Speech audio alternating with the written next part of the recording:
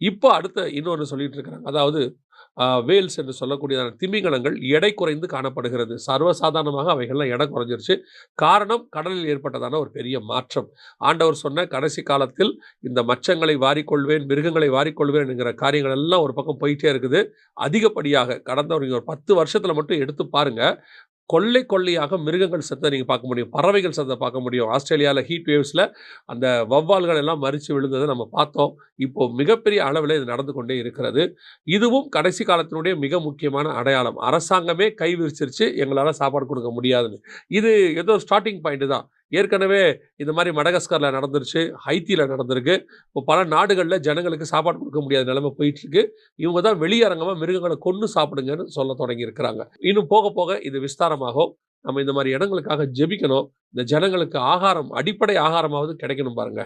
அதுக்காக நம்ம ஜெபம் பண்ணணும். வாங்க நம்ம அடுத்த காரியத்த பார்க்கலாம்.